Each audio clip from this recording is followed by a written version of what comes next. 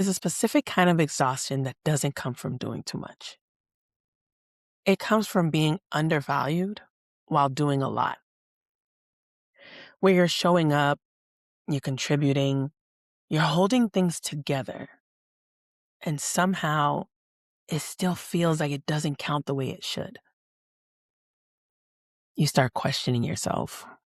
Am I asking for too much? Am I expecting too much? When really, you've just been operating in spaces that benefit from you not fully recognizing your value. Let's get into it.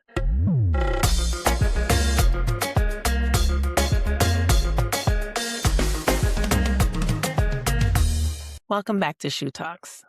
If you're new here, welcome to the house. Please make sure to follow the show on Spotify or whatever podcast platform you are streaming us from, just so you can stay up to date with new episodes. So, Shou Talks is a space where we walk through different rooms of life. Sometimes it's discipline, becoming, legacy. Today, we're stepping into the enterprise room. Now, when I say enterprise, I'm not just talking about a job title or a 9 to 5. I'm talking about how you show up in spaces where your value is exchanged. Your time, your skills, your energy, your ideas. Because whether you realize it or not, you're the enterprise. And the question is, are you operating like one? Let's start here. Because this is where the mindset has to shift. You're not just an employee. You're not just helping out. You're not just filling a role. You are the asset. And I think a lot of people, especially women, Black women, have been conditioned to shrink in professional spaces, to be agreeable, to be grateful just to be there, to over-deliver quietly. But here's the truth. If you don't understand your value, you'll accept anything attached to it. Any salary, any workload, any level of respect or lack thereof. Because you're not operating from clarity. You're operating from permission. An enterprise doesn't need to ask for permission because it moves from awareness. And the cost of that is not just financial. It shows up in how you move. You hesitate to speak up. You over-explain your ideas. You stay in rooms longer than you should. You accept roles that don't align. You burn out trying to prove something that should have already been understood. And the wild part is you can be highly capable and still under-recognized. Not because you're not good enough, but because you haven't positioned yourself to be seen that way. Value isn't just what you bring. It's how clearly it's communicated. And this is where a lot of people get stuck.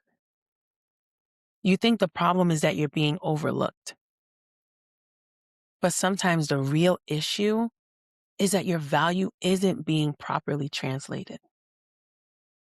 Not because it's not there, but because it hasn't been clearly positioned. Now let's take this a step further. Because when you don't clearly understand your value, you don't just get overlooked. You get mispriced. And I don't mean just salary. I mean in how people treat you, how they treat your time, how they assign your workload, how quickly they overlook your contributions. Because people will assign value to you based on how clearly you assign it to yourself. And if you're unclear, they'll fill in the gaps. And most of the time, they don't fill them in your favor. So now you're in situations where you're doing high-level work for entry-level recognition. You're carrying responsibility without authority. You're showing up with impact and being treated like support. And over time, that disconnect will wear you down. Not because you're not capable, but because you're operating in a space that already decided what you're worth.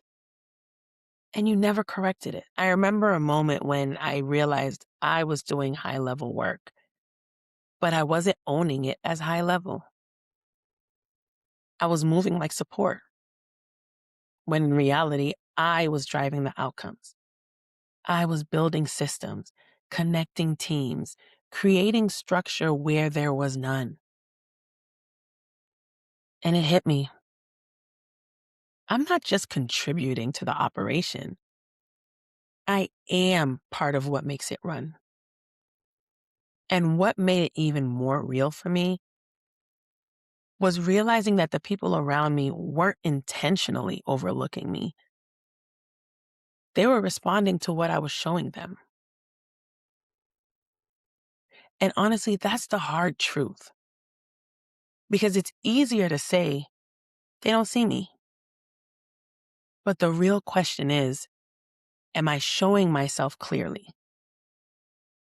If I keep presenting myself like I'm replaceable, that's exactly how I'll be treated.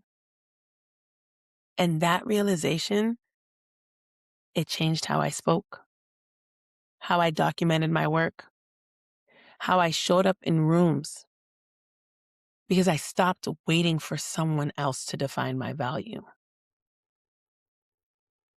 This is where people get stuck. They think they need to prove their value, so they take on more work. They say yes to everything. They stay late. They overextend. And let's be real, working harder feels productive. It feels safe because it doesn't require you to shift how you see yourself. But positioning, that requires ownership. That requires you to say, this is what I bring. This is the impact. This is the standard. Without shrinking it, without over-explaining it, without waiting for validation. Because the reality is people don't reward effort. And I know that's hard to hear because effort feels like it should count. It feels like it should be enough. But in environments where value is exchanged, clarity will always outperform effort every time. They reward impact they can clearly see and understand. So if you're doing amazing work, but no one can clearly articulate what you do, you're underpositioned. You're not underqualified. There came a point where I had to make a decision. I could either keep adjusting myself to fit in spaces that weren't designed to see me fully, or I could raise my standard. And raising your standard isn't loud. It's not arrogant. It's not performative. It's quiet. It's internal. It sounds like I am no longer available for spaces that require me to shrink in order to fit. And once I made that decision, my conversations changed. My expectations changed. And the way people engaged with me changed too. Not because they suddenly saw my value, but because I did. So what does this actually look like? It's not just a mindset shift. It's how you move. You start tracking your wins. You speak in outcomes, not just tasks. You stop downplaying what you do. You get clear about your capacity and your boundaries. You align yourself with spaces that recognize value, not just extract it. And most importantly, You detach your worth from your role. Because roles change. Titles change. Companies change. But your value, that's portable. Before we close out, I just want to give you a moment to pause. Just take a second. I promise. Because it's one thing to hear this. It's another to actually reflect on it. Ask yourself, where in my life am I over-delivering, but under-positioning myself? Where am I expecting recognition without clearly communicating my impact? And this one might be the hardest. Where have I been shrinking to stay comfortable in a space that no longer fits me? And be honest with yourself, not from a place of judgment, but from a place of awareness. Because you can't shift what you don't acknowledge. Now let's shift a little bit. I want you to ask yourself, what would it look like to fully own the value I already bring? Not exaggerate it, not perform it, but clearly, confidently, consistently claim it. Because the goal isn't to become someone new. It's to stop hiding who you already are. And that right there, that's the work. So if something in this episode hit you, if you've been feeling overlooked, undervalued, or even just tired, I want you to sit with this question. Is it that your value isn't there? Or is it that it hasn't been clearly claimed? Because those are two very different problems. And only one of them requires you to become someone new. At the end of the day, the enterprise room is about ownership. Not just of your work, but of how you see yourself within it. Because this house we're building, it requires resources. It requires structure. It requires sustainability. And that only happens when you stop treating yourself like an expense and start operating like an investment. If this episode resonated with you, if something made you pause, reflect, or even feel a little uncomfortable, take that as your signal. Don't just listen to this and move on. Sit with it. Come back to those questions. Like, write it out if you got to, but actually do the work. Because awareness without action doesn't change anything. And if you're building this house with me, make sure you're following the show so you don't miss the next room. New episodes of Shou Talks drop every Wednesday. And if this episode spoke to you, share it.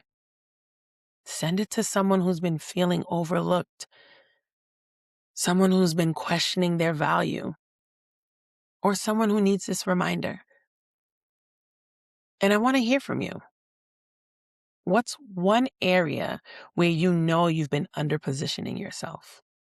Drop it in the comments or DM me. I'm more than happy to talk about it. In the meantime, protect your space, honor your growth, and take care of your house. I'll see you in the next room.